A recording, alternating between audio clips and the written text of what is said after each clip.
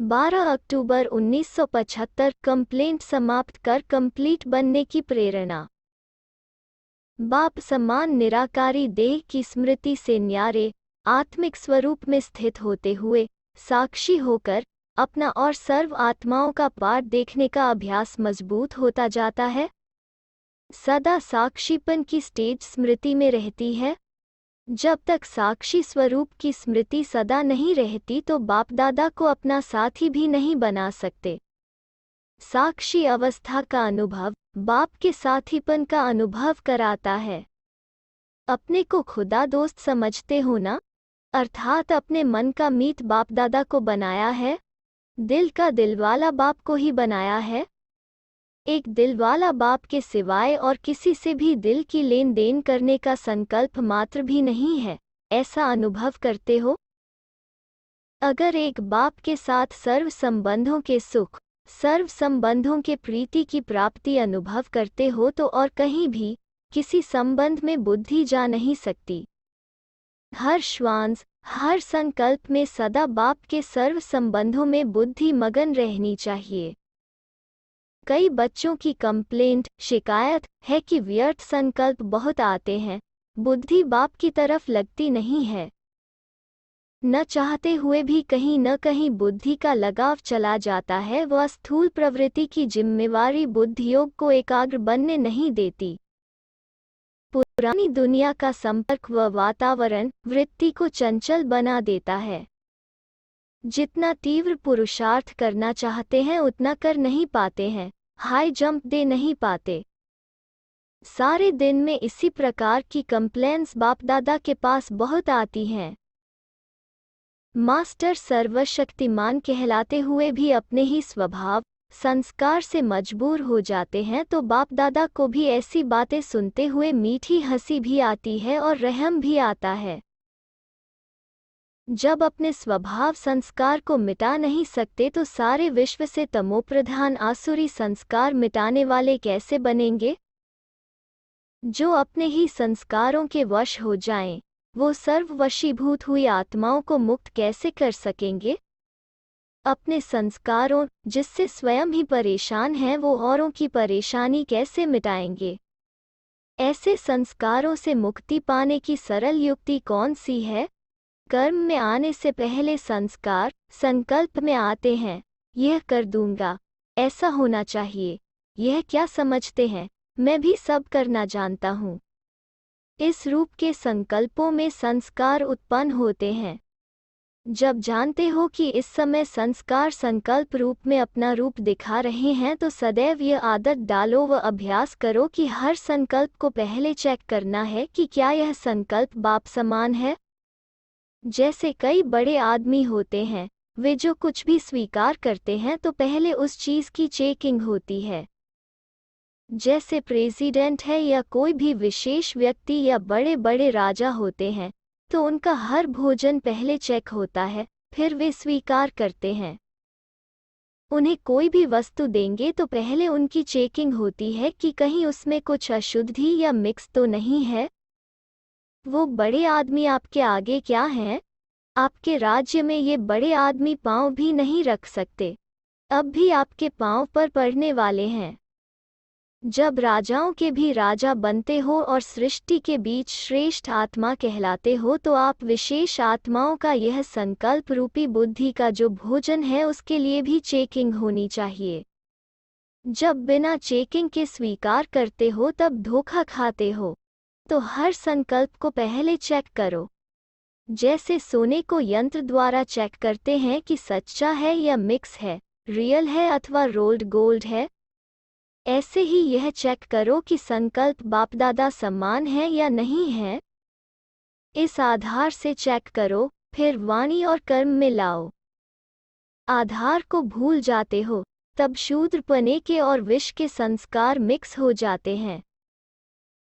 जैसे भोजन में विष मिक्स हो जाए तो वो मूर्छित कर देता है, ऐसे ही संकल्प रूपी आहार व भोजन में पुराने शूद्रपन का विष मिक्स हो जाता है तो बाप की स्मृति और समर्थी स्वरूप से मूर्छित हो जाते हो।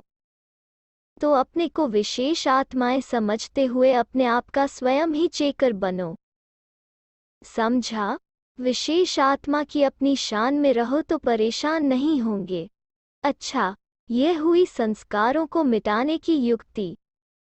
अगर इस कार्य में सदा बिजी रहेंगे व सदा होली हंस स्वरूप में स्थित होंगे तो शुद्ध व अशुद्ध, शूद्रपन और ब्राह्मणपन को सहज ही चेक कर सकेंगे और बुद्धि इसी कार्य में बिजी होने के कारण व्यर्थ संकल्पों की कंप्लेंट से फ्री हो जाएगी। दूसरी बात, सारा दिन बाप के सर्व संबंधों का हर समय प्रमाण सुख नहीं ले पाते हो। जो गोपियों और पांडवों के चरित्र गाए हुए हैं, बाप से सर्व संबंधों का सुख लेना और मगन रहना अथवा सर्व संबंधों के लव में लवलीन रहना, वो अनुभव अभी किया नहीं है। बाप और शिक्षक इन विशेष संबंधों का सुख अनुभव करते हो लेकिन सर्व संबंधों के सुखों की प्राप्ति का अनुभव कम करते हो। इसलिए जिन संबंधों के सुखों का अनुभव नहीं किया है उन संबंधों में बुद्धि का लगाव जाता है और वो आत्मा का लगाव व बुद्धि की लगन विघ्न रूप बन जाती है। तो सारे दिन में भिन्न भिन्न संबंधों का अनुभव करो। अगर इस समय बाप से सर्व संबंधों का सुख नहीं लिया है तो सर्व सुखों की प्राप्ति में सर्व संबंधों की रसना लेने में कमी रह जाएगी। अभी अगर यह सुख नहीं लिया तो कब लेंगे?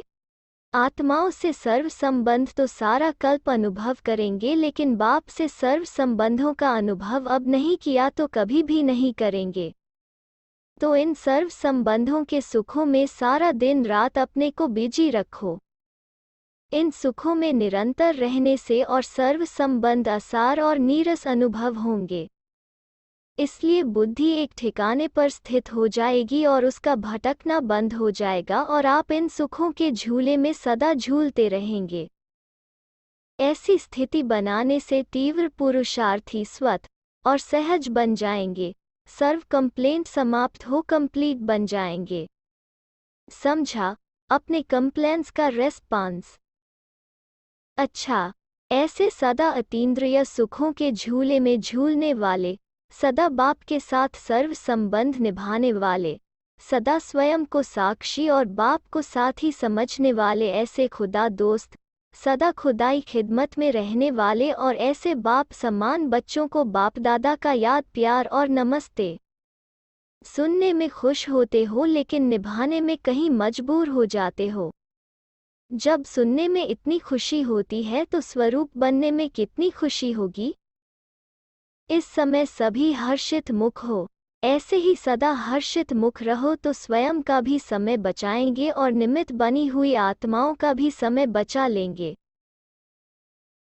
अभी तक गिरने और चढ़ने में, स्वयं को संभालने में व बुद्धि को ठिकाने लगाने में 25% समय जो इसमें जाता है, तो यह समय बच जाएगा और वो कमाई में जमा हो जाएगा। अब बचत करना सीखो। समझा? पर्सनल मुलाकात, संगमयुग में साथ निभाना सारे कल्प का आधार बन जाता है। अपनी नई दुनिया में कृष्ण के साथ झूला कौन झूलेगा? झूलने का मजा है, झुलाने वालों का तो पाठ ही और है। जो यहाँ अपने जीवन में जीवन के आदि से अंत तक बाप के साथ रहे हैं अर्थात बुद्धि योग से साथ रहे हैं, साकार रूप में साथ रहना यह तो लक है।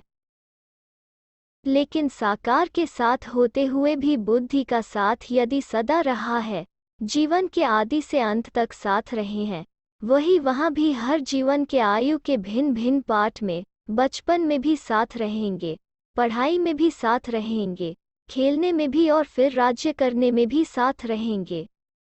तो यहाँ सदा साथ रहने वाले वहाँ भी सदा साथ रहेंगे। जैसे उस फर्स्ट आत्मा को नशा और खुशी होगी, वैसे साथ रहने वाली आत्माओं को भी वैसा ही नशा और खुशी होगी। जो अभी बाप समान बनते हैं, उन्हों को वहाँ भी समान नशा होगा। तो सर्वस्वरूप से साथ रहना यह भी विशेष पाठ है। बाल, युवा और वानप्रस्थ सब अवस्थाओं में साथ। इसका आधार यहाँ के जीवन के आदि, मध्य और अंत तक साथ निभाने का है। मज़ा तो इसमें है ना? जो फर्स्ट में साथ रहते हैं वो फिर 84 जन्मों में, भक्ति काल में, अल्पकाल के राजे बनने में व कोई भी पाठ बजाने में भी कोई न कोई साथ का संबंध कायम करते रहेंगे। भक्ति भी साथ साथ शुरू करेंगे, चढ़ेंगे भी साथ और गिरेंगे भी साथ। तो अभी का साथ निभाने का आधार सारे कल्प के साथ का आधार बन जाता है। अच्छा, 15 अक्टूबर 1975